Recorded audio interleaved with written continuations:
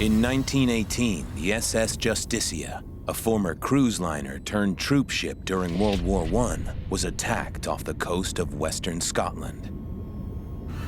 But how did this wreck's final resting place end up 40 miles away off the coast of Ireland? Here is the logbook of the SS Justicia. Ship struck. This is clearly horrific. Will new information and the latest underwater technology solve the mysteries surrounding its sinking? Oh, it's struggling. Because of the currents? Yeah. And what is the connection between the one-time passenger steamer and the Titanic?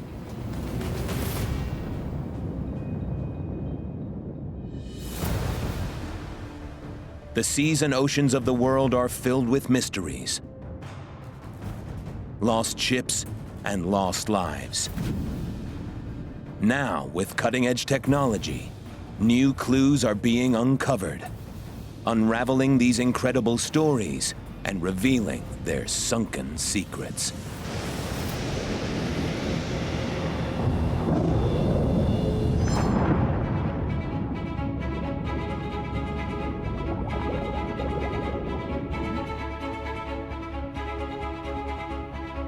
(1918).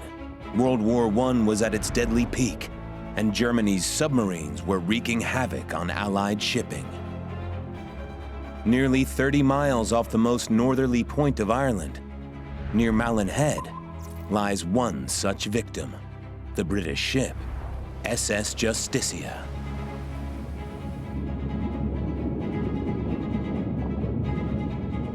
Justicia was a troop transport ship responsible for crossing the treacherous waters of the North Atlantic to pick up crucial supplies from America and Canada and transport them back to Britain. You've got to remember what a violent and dangerous environment the North Atlantic is at this stage. And this is where the SS Justicia is supposed to ply its trade. It's not exactly the best place for it to do so. Germany became increasingly stalemated on land. So instead, the Germans calculated that if they could sink 600,000 tons of shipping every month for 6 months, then England would certainly have to surrender.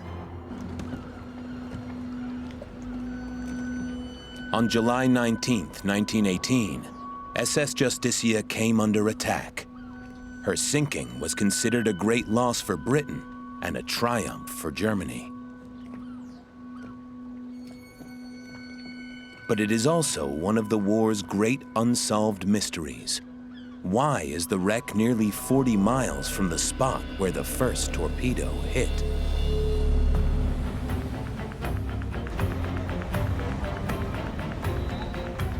Dr. Tomas Balog is the world's foremost expert on the SS Justicia, and he believes that the answer to this question may lie on the wreck itself. Nice to meet you.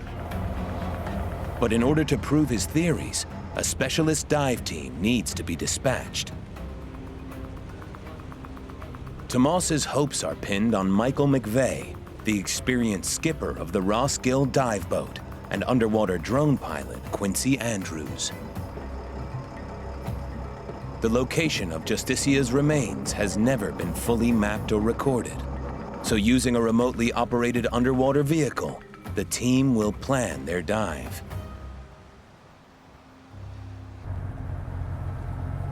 I try to summarize what we are knowing about the wreck site of the Justicia. There is two separate sections of the ship, mainly the bow section and the stir section. And between the two, there is the remainings of the boiler room with all of the boilers, with 6-meter highs. And between them, there is some kind of a no man's land. It is in this no man's land that the team hope they can find clues that will reveal how the Justicia traveled 40 miles before sinking. It takes 2 hours for Michael to navigate to the spot where the Justicia is presumed to be lying. While the conditions above the water look perfect, below the water are treacherous currents, less than ideal for the team's underwater drone. Okay, guys, that's us. So we're here now. I'll just show you what we're going to do. Now, The bow here's to the south. And the way the tide's running, it's going to be taking us this way. So I'm going to put the anchor out somewhere over here, and I would hope that we'll drift back, and the Roskill will be sitting somewhere about here. It'll give you a chance to get that ROV down and maybe up towards the stern. Michael has anchored the boat at his best guess of the location of the Justicia. And Quincy prepares the ROV, which has been nicknamed Baxter by the crew. They begin the 250 feet descent to the ocean bed. Only time will tell if Skipper Michael has hit his mark.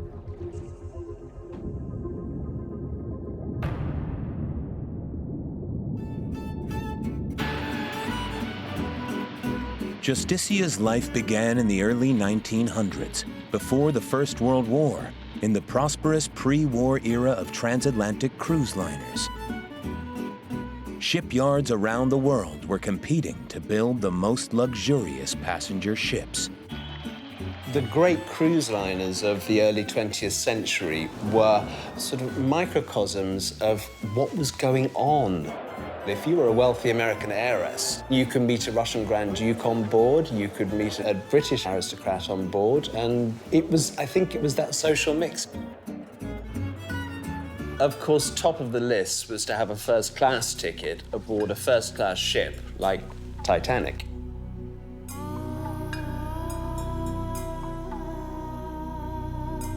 Nearly a year after the Titanic's launch, the Holland America Line decided they wanted a luxury transatlantic ocean liner of their own. And at the Belfast shipyard, where the world's most famous ship had been built, construction began on another ship, the long-since forgotten SS Statendam, the Dutch Titanic. This fusion of luxury and shipbuilding was setting the tone for a golden age in cruise liners.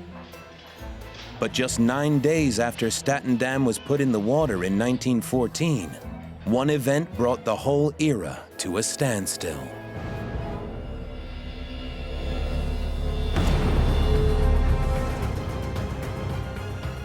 With the outbreak of the First World War, carrying wealthy passengers across the Atlantic in style was clearly not a priority.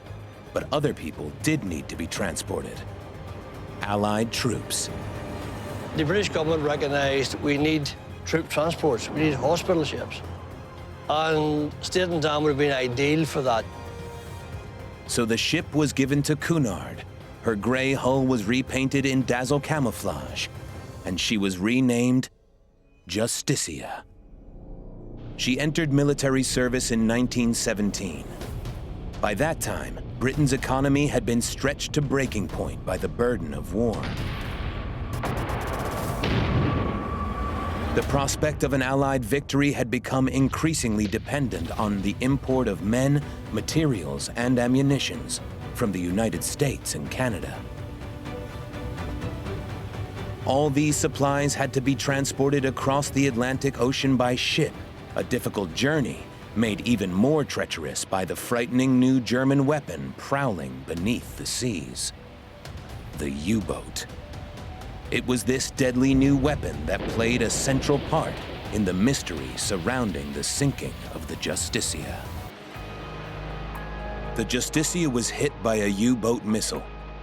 But how was it that a ship struck by a torpedo was able to stay afloat for 40 miles before finally sinking 28 miles off the Irish coast? Can this investigation and the latest ROV underwater technology shed light on a mystery that experts have debated for 100 years?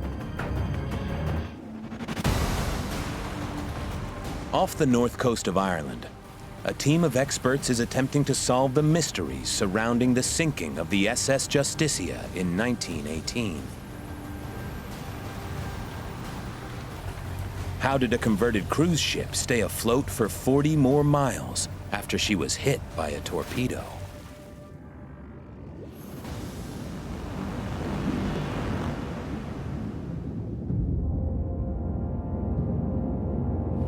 We can put the small pieces together and reconstruct what happened exactly 100 years ago.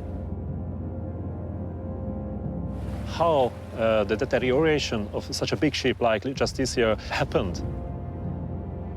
Not is this the single and the most important question.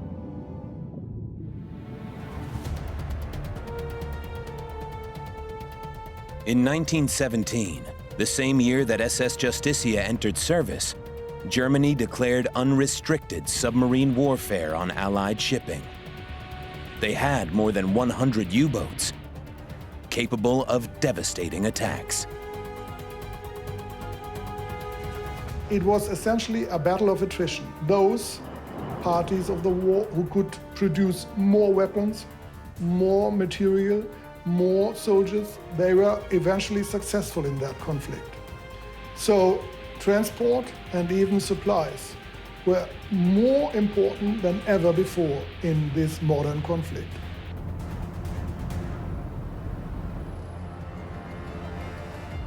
Historian Guy Walters has insight into just how treacherous these waters were.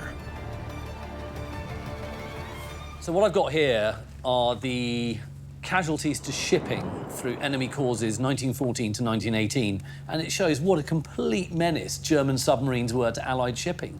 And you're looking at well over 120 boats sunk by submarines and mines in just 1 month alone.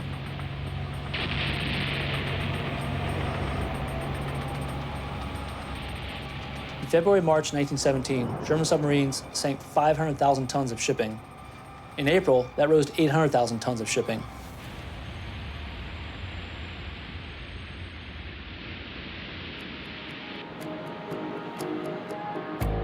All those goods, all those useful munitions coming across the Atlantic from the States, from Canada.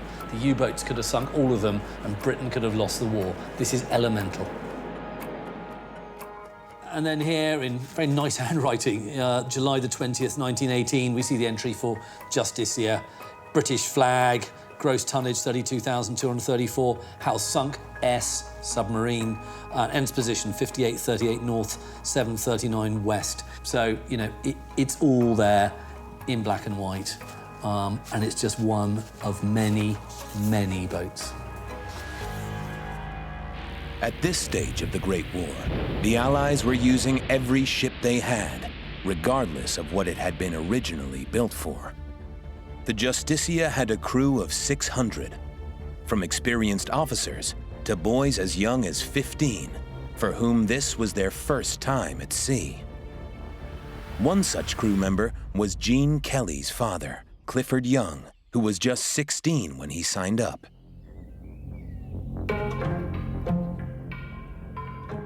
While going through her father's old possessions, Gene came across a letter he had written to his parents during the war, giving us a first-hand glimpse of the life of a young sailor.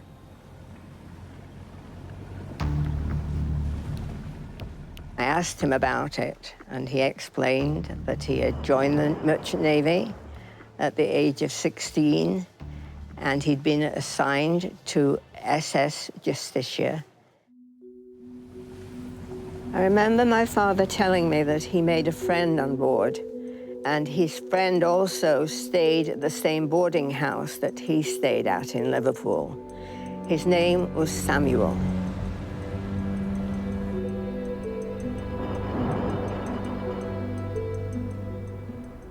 I managed to dig out the full crew list of the Justicia, and I've managed to find Clifford Young's name. It's right at the top of this page here.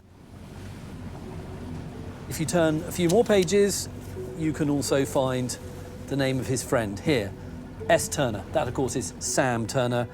There's his address, and it reveals that he's just 15 years old. What you've also got to remember about these guys is that before the war, they just have, ordinary jobs. Clifford works down a coal mine, but of course they're all called up, and this for them is going to be a great adventure. They have no idea what's in store for them. Clifford, like many others of his age, didn't understand the dangers he was to face.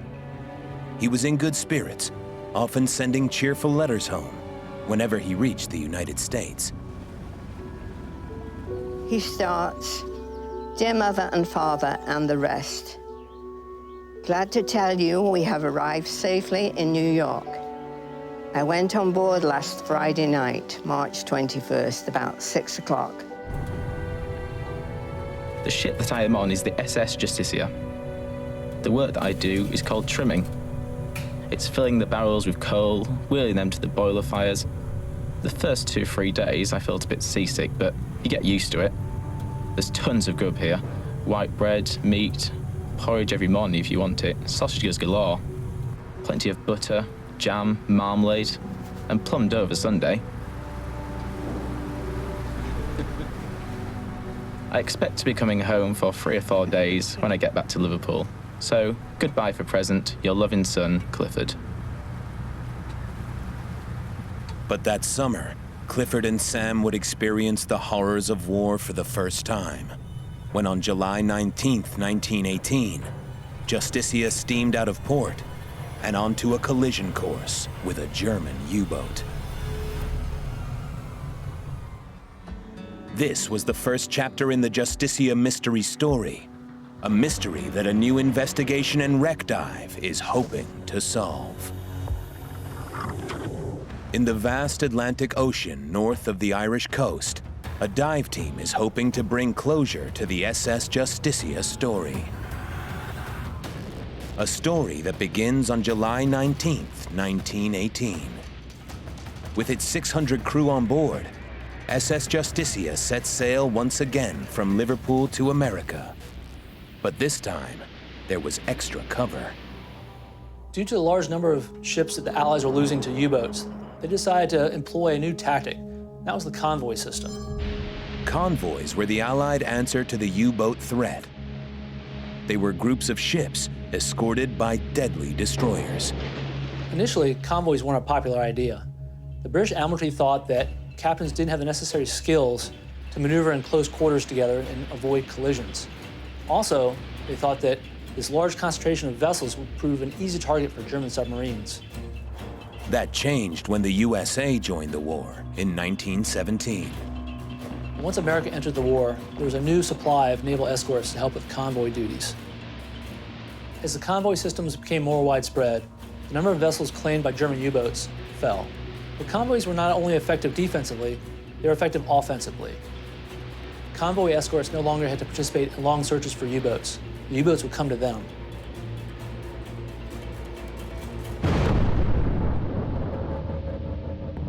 So successful were the convoys at destroying U-boats that a 29-year-old German named Otto von Schrader ended up becoming one of the youngest U-boat commanders. And on the afternoon of July 19th, he was on patrol in the North Atlantic in UB-64. What I've got here is the logbook of the SS Justicia. And, you know, when you look at it, initially everything looks pretty normal, pretty straightforward. Summary of entries, docking people 2 days' pay. Around 2 p.m., Schrader spotted an Allied convoy. He couldn't believe his luck. It was steaming straight towards him. You've just got all the normal sort of entries of a ship on a voyage. Schrader targeted the largest ship in the group. And then suddenly, you turn the page, and here you've got that moment.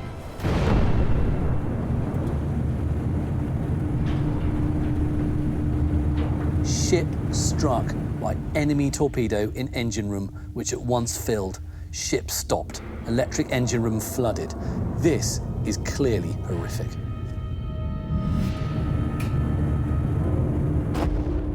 And this page, in just black and white, reveals those who are missing, presumed dead. And as you work your way down the list, all these names, and then suddenly there you go, S. Turner, Sam Turner. That's Clifford's best mate, and he's gone.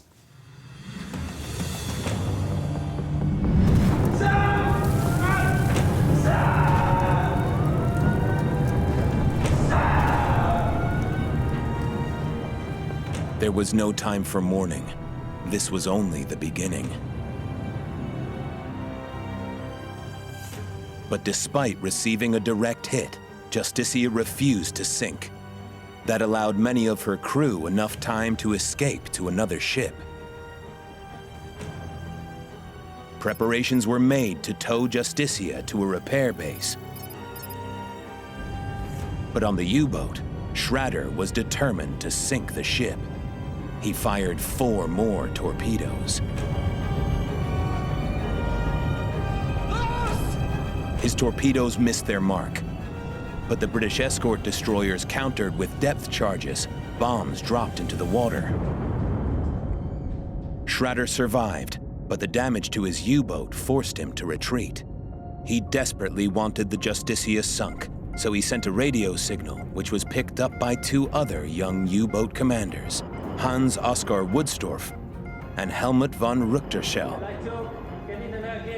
As dawn broke, Woodstorff and Richterschell caught up with the on-tow Justicia. They opened fire. 2 torpedoes hit their target, and at 12:30 p.m., 22 hours after the first torpedo hit, Justicia sank.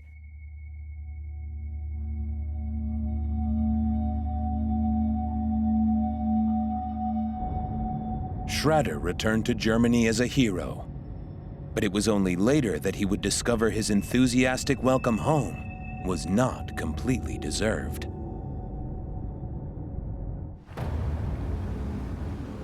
Can a new underwater investigation into the demise of the SS Justicia reveal the secrets of its sinking and the surprising story of the U-boats that attacked her?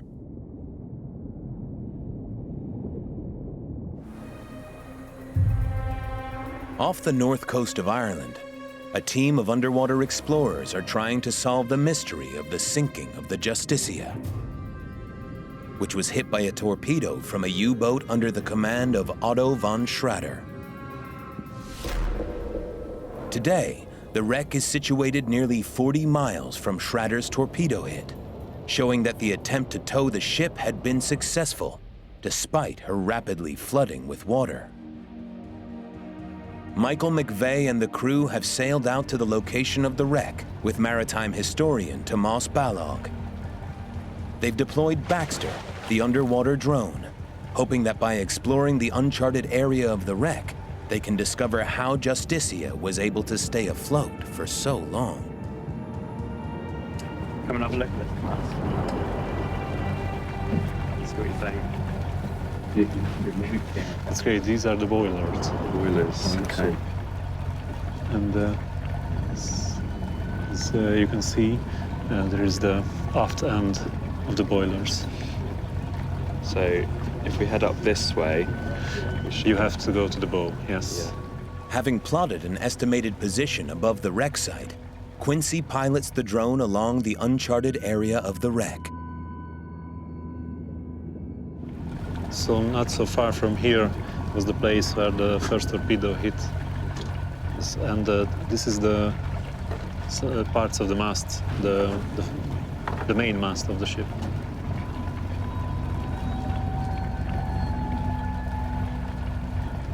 Some collapsed parts of the engine, the main engines. The deck of the uncharted area of the wreck has been badly damaged after a century at the mercy of the Atlantic. The team move on to the bow in search of clues. oh, it's struggling.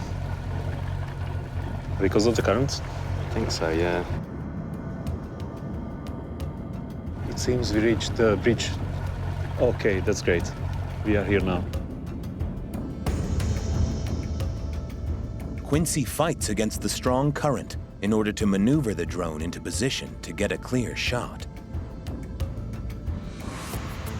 While the deck of the ship is in poor condition after 100 years, the team discover that the bow and the hull are in surprisingly good shape. What was it in the construction that made the hull so strong? Might that be one of the reasons that she didn't sink after the first hit? Justicia was originally built as the cruise liner SS Statendam by the Harland and Wolff Shipping Company in Belfast. Tom McCluskey was the company's archive manager, and he believes the reason for Justicia's resilience actually lies in the infamous sinking of the Titanic in 1912. The fact that it hit the iceberg and sank is the only thing that makes it famous. It wasn't anything unique, it wasn't special, it was one of 3 ships. However, what it did do was the disaster changed the law radically in shipbuilding. It was these changes in the law that meant that Justicia was far more unsinkable than the Titanic ever was. One of the many fallacies surrounding the Titanic is that the iceberg she struck made a huge gash down her side. It was actually a series of small punctures that pushed rivets out of the steel plates, allowing the water to flood one apartment after the next. So with tragic hindsight, the shipbuilding regulatory bodies decided that ships in future must be made completely watertight. The watertight subdivisions on the Titanic barely extended above the waterline. So when water came through a breach in the hull, the bulkheads couldn't contain it, and Titanic was doomed. On Justicia, the bulkheads went all the way up to the deck, meaning that floodwater was contained in sealed compartments. And so it was only by penetrating 3 of these compartments with 3 torpedoes that the weight of the water finally caused Justicia to sink. Had Justicia been built to the same standard as Titanic, she wouldn't have survived as long as she did. It was Justicia's past life as the cruise liner Statendam that saved her for so long. The German U-boats had claimed their victim, but it would later be revealed that Justicia was a victim of mistaken identity. When Otto von Schrader, the German commander of UB-64, spotted the Justicia, he believed he was looking at the USS Leviathan, a German ship that had been seized by the Americans. For Germany, the loss of the ship was humiliating. To sink it would have meant glory for the successful U-boat commander. Schrader had seen what he wanted to see.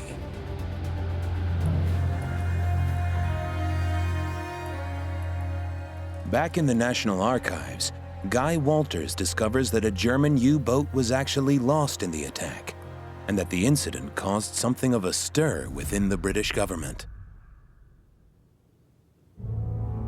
What I've got here are the minutes of the Imperial War Cabinet from 1918. It's marked secret, and it shows that there's a discussion going on at the very highest levels. Here, the Deputy First Sea Lord talking to the Prime Minister and telling him that actually, as well as the Justicia being sunk, there was a German submarine went down as well. But that wasn't reported in the press.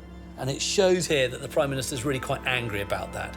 You know, it reveals that the press reporting is almost one-sided. Why aren't they reporting the good news as well as the bad news about the Justicia?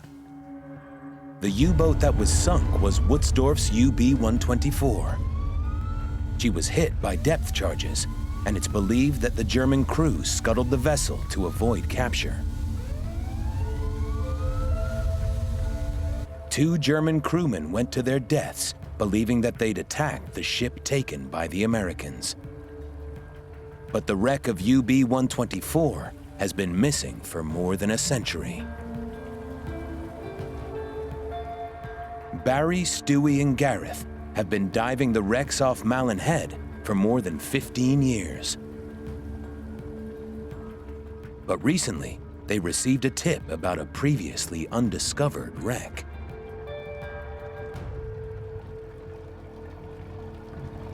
On the sonar, we could see that it was in and around the right size to be a U-boat.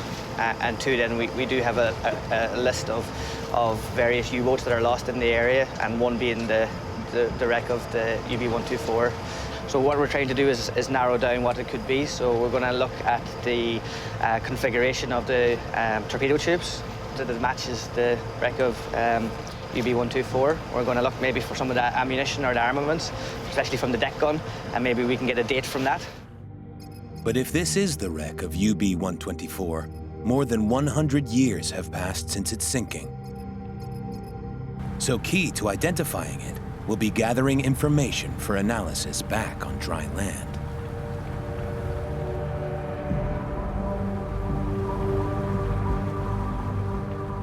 The weather today is unsettled, and the strong currents are not ideal for the dive to the wreck. But with an opportunity to finally locate the U-boat that sunk the Justicia, the team carries on. This is what we're going to do today. If the wreck's there, okay, the first thing I'm going to do is I'm going to put a grapple on the wreck. It's called a shot line, and there'll be a ball on the surface, one of those big orange balls on the surface. The divers I'm going to drop the divers off so they go down that shot line down onto the wreck. Otherwise they would never find it. The dive to the U-boat is no small undertaking. The divers only have a short window in the dangerous currents. It's known as slack water, and while they're able to reach the wreck in minutes, they'll need more than 2 hours to resurface to avoid lethal decompression sickness. They will only have 45 minutes on the wreck itself, and so the team will be relying on skipper Michael to position the boat in exactly the right spot. It's a much, much smaller wreck. On the seabed, it's probably about 40 meters long, whereas the Justicia was 225 meters long. So when I put the boat's my own anchor out up here and drift back, we're going to have to try to be within 30 meters, 40 meters of the wreck. If we don't get within that, yeah, we'll get one go, and hopefully that'll do it.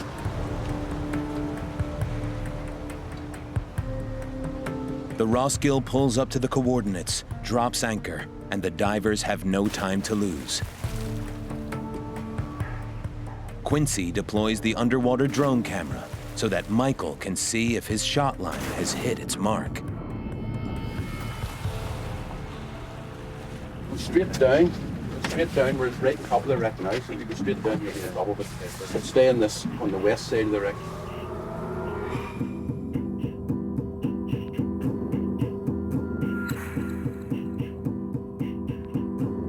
The drone eventually picks up the shadowy outline of what looks like a U-boat. Baxter moves in closer, and Michael spots the divers as they examine the remains of the stern torpedo tube. With the limited time available to them, the divers work fast to gather data.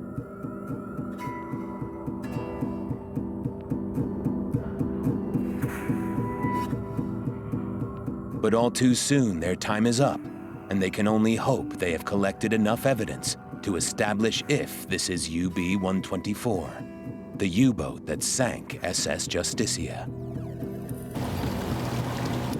Gareth is the first to resurface.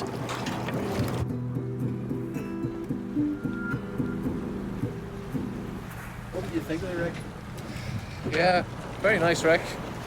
She's broken kind of just forward of the where the conning tower would have been. Yeah.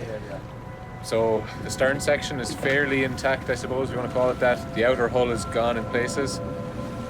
But you can see inside the wreck in towards the engine. You can see the engine bays and stuff. So whatever happened, whatever catastrophic failure it had in the bow section.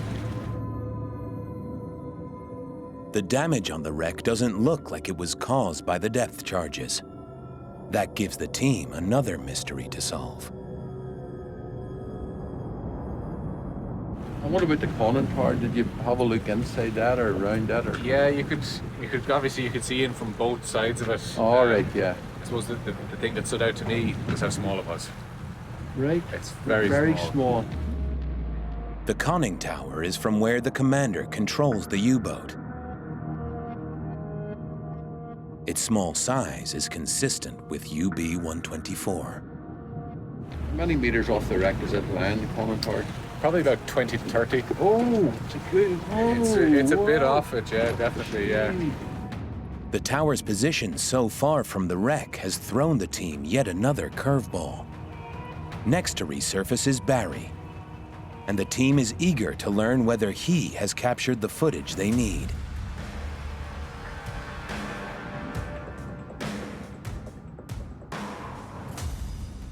With all crew now on deck and the dive complete, the team sends the footage and the measurements of the wreck to German U-boat expert Axel Niestel to get his verdict. has the team managed to identify the wreck of a long-forgotten U-boat deep in the waters off Mallin's Head.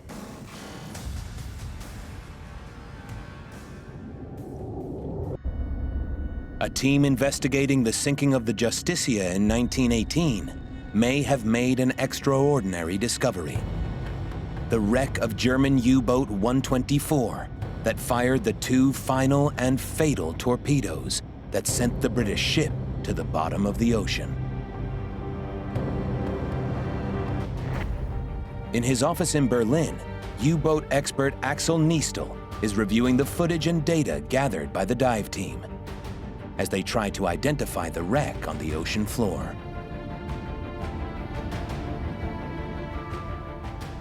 What we see from the gun itself, the appearance of the gun, it clearly supports that it is a 105mm gun.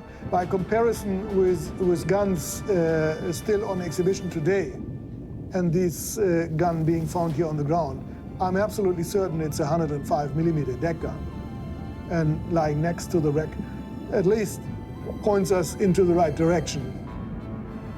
Axel looks for shots of the stern to confirm the number of torpedo tubes. So with one stern torpedo tube hidden here, clearly visible on the wreck, this excludes a high seas fleet boat, because most of these fleet boats were equipped with 2 stern torpedo tubes. So from all what we can see in here, having seen all the details on the wreck side, that they all fit in with a UB3 type, and combining this with a historical position of UB124 being sunk in that area, and this position being very close to the actual wreck site, in my eyes, this confirms that this boat is UB124.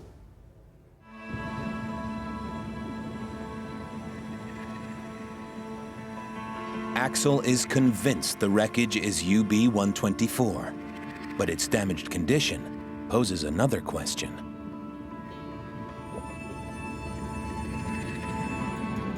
I can only speculate what happened to the rest of the outer plating. From the circumstances we know how the boat was lost. We know it was scuttled by the crew, being under fire from nearby destroyers. And so scuttling usually means that a boat is being filled with water, and then it goes straight to the ground without any structural damage. But if the U-boat was scuttled, what accounts for the catastrophic damage on the wreck? One explanation could be that with seawater entering the inner part of the U-boat and getting into contact with electric batteries, it will explode, and therefore the force of the explosion will rip apart the boat. So the most likely reason for the damage is a huge explosion caused by short-circuited batteries.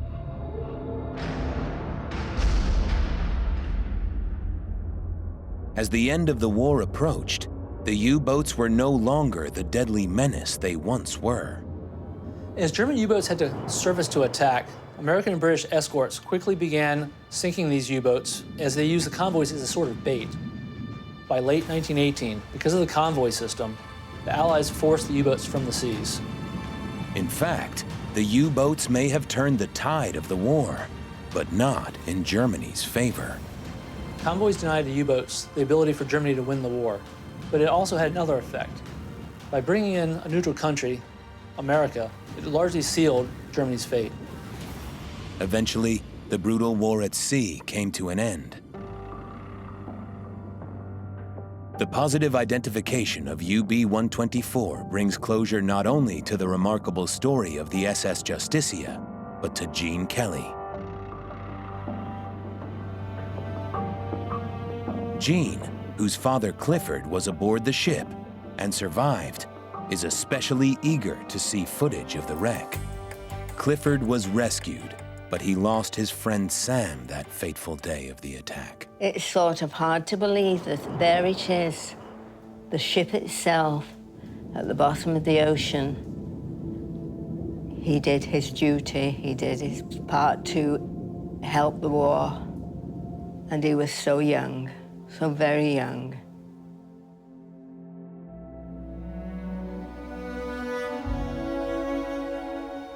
Now, more than a century later, we can feel far removed from that patriotic fervor that brought out the best and the worst in people. But dramatic stories from World War I remain, so many of them surrounded by mysteries that may never be solved. But the Justicia mystery isn't one of them. Thanks to a determined crew and the latest technology, we now know how a stricken ship managed to defy torpedoes and the Atlantic Ocean for as long as it did. We now know that a second U-boat was involved in her final demise, and that U-boat was under the impression that it was attacking an entirely different ship. And finally, we now know the resting place of that U-boat, bringing full closure to the remarkable Justicia story.